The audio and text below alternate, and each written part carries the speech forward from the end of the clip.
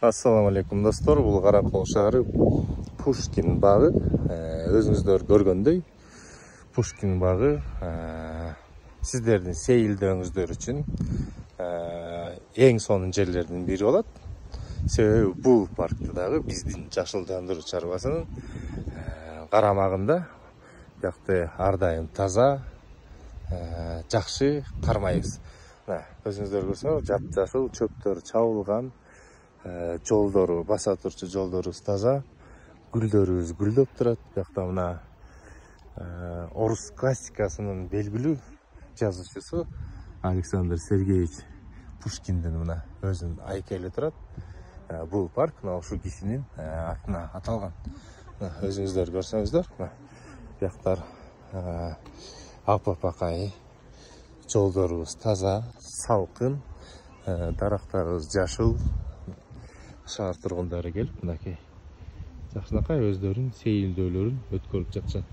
Күн ысыкта келип, биздин отургучтарыбызга отуруп, бияктан ары бери басып, жакшынакай ойлорду ойлонсоңор, кадимкидей нервиңер эс алып калат. Мен муну өзүмдүн знаю на своем опыте деп коет кыргызча. Айтканда мына таза урналарыбыз бар. Мына ушинтип жөн отурбай, биздикилер ушинтип сындырып кетишет. Буларды буюрса кайра оңдоп түздөп коебуз. Биякта кайыңдарды отургузганыбыз 2 жылдан ашып калды. Мына быйыл абдан жакшы өсүп аткан кези.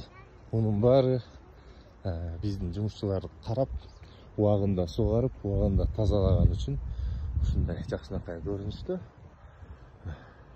Жап-жашыл, тынч, киши аз, ары басып.